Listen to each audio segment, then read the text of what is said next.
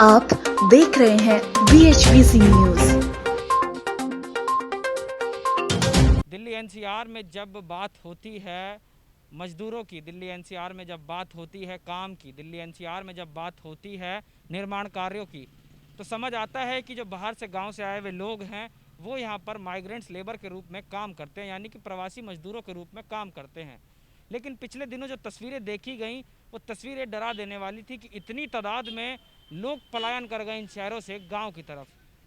कुछ चुनिंदा ठेकेदार इन शहरों में आज भी बसे हुए हैं, उस सोच में, उस उम्मीद में कि हमारे पास कुछ जो गिनी चुनी लेबर है उनके सहारे हम इन निर्माण कार्यों को जो है दोबारा से कुछ नई गति दे पाएंगे। जी हाँ, क्योंकि गति पे एक ब्रेक तो लग चुका है, लेकिन उस ब्रेक को लगने के बावजूद कुछ लोगों में हौसले आज भी बुलंद हौसले हैं। तो उन लोगों से बात करते हैं, क्योंकि ये लोग रोज़गार देते हैं, ये लोग रोज़गार देने का काम करते हैं, लोगों के पेट पालते हैं और लोगों की भूख को मिटाते हैं, यानी कि असली अन्नदाता उन लोगों के ये लोग हैं।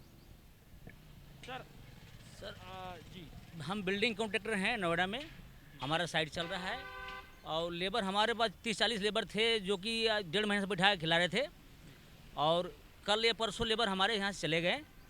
कुल 8-10 लेबर बचे हुए हैं जिसे इनको पालन पोषण कर रहे हैं। और हर चीज़ पे महंगाई हो गई, सीमेंट का, रेत का, बालू का, हर चीज़ महंगाई, सरिया का। और जो हम लोग जिस रेट पे पहले एग्रीमेंट हुआ था ऑनर से, वही रेट अभी मिल रहा है। कोई जो सरिया पर रेट बढ़ गया, सीमेंट का रेट बढ़ गया, उस पर कोई लागू नहीं कि मालिक कर रहे हैं कि जो रेट पर पिछले जो 310 रुपये कट्टा मुझे मिल रहा था, 380 रुपये कट्टा मिल रहा है, फिर भी हम काम कर रहे हैं। जो मालिक ऑनर हैं वो कहते हैं कि मैं कोई रेट बढ़ा के नहीं दूंगा, जो रेट पहले एग्रीमेंट हुआ था वो रेट पे हम काम कर रहे हैं अभी भी जी। तो हर हम लोग कम से कम नहीं तो 20-25 लाख के नुकसान एक बिल्डिंग में हम लोग के हो रहा है, जो कि मालिक देने की कोई राजी नहीं है जो कि दिया जाए। जो 1.5-2 महीने से बैठा के लेबर को खिला रहे हैं, कोई मालिक ने 1 रुपये खर्चा नहीं दिया। हम लोग अपने हिसाब से उनको हर हफ्ते 1000 रुपये खर्चा देते हैं, जितने हमारे पास मजदूर थे। और बाहर को भी राशन हमने बांटे, जैसे पैकेट 5 किलो आटा, 4 किलो चावल, 1 किलो तेल, 1 किलो नमक, पैकेट बना के कम से कम 150 लोग में हमने बांटे हैं अलग, हम अपने मजदूर से अलग बांटे हैं। तो हम लोग कब ये कि मजदूरी महंगाई की वजह से झेल रहे हैं। कोई मालिक कहते हैं कि पैसा जो पहले एग्रीमेंट हुआ था हम लोग के कि हम लोग 800 में काम करेंगे, 1100 में बिल्डिंग बनाएंगे, अब आज हमारे बिल्डिंग बनने का 1200 रुपये खर्चा हो रहा है। और ऑनर बोलते हैं कि उसी रेट पे काम करना है, अभी हम कोई रेट नहीं बढ़ाएंगे।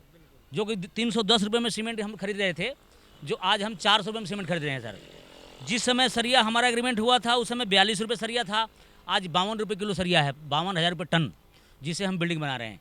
ये डेस्ट पालीवाल से आता है, जमुना सेंट आता है आपका मथुरा से, आपका बागपत साइड से, जो कि रेट 25 रुपये में खरीदते थे वो हमारे 45 रुपये फुट आ रहा है सर। कहने का मतलब जो पेट्रोल डीजल के दाम बढ़े हैं उससे भी आपको कहीं ना कहीं एक चुनौती खड़ी हो गई है कि किस तरीके से आप लोगों को काम करना है।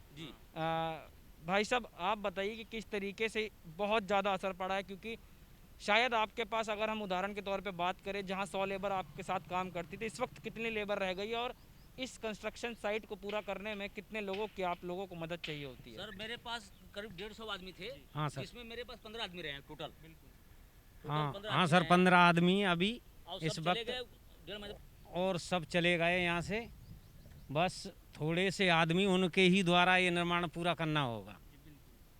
तो कहीं ना कहीं आप लोगों पर बहुत ज़्यादा बहुत ज़्यादा असर पड़ा है सर।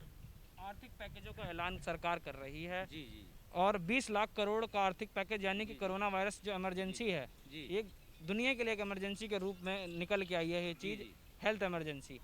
20 लाख करोड़ के सरकार ने ऐलान तो किया है, क्या उम्मीद है कि उससे आपका कुछ ना कुछ सहायता या मदद होगी, या आपको वो बात अभी तक समझ आई?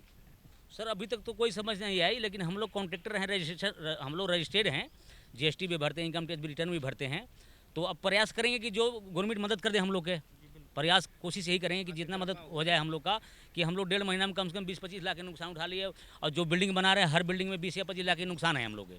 जो रेट बढ़ने से, सीमेंट का, रेत का, सरिया का बढ़ने से हर बिल्डिंग में 20 लाख या 25 लाख रुपये नुकसान हम लोग का है सर।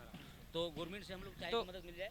तो लोगों को अभी भी उम्मीद है कि सरकार इनको कुछ ना कुछ मदद देगी। राहत पैकेज की जो बात है, जो कोरोना वायरस का राहत पैकेज 20 लाख करोड़ का सरकार ने जारी किया है, वो इन लोगों तक पहुंचना बहुत ज़रूरी है, क्योंकि विपक्ष के नेता राहुल गांधी ने भी बोला है कि जो आर्थिक पैकेज है, यानी कि जो 20 लाख करोड़ का आर्थिक पैकेज है, वो सीधा लोगों के खाते में उसका पैसा पहुँचे तो इनको मदद मिल सकती है।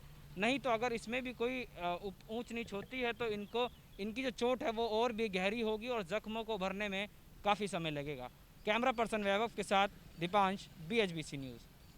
आप देख रहे हैं BHBC न्यूज।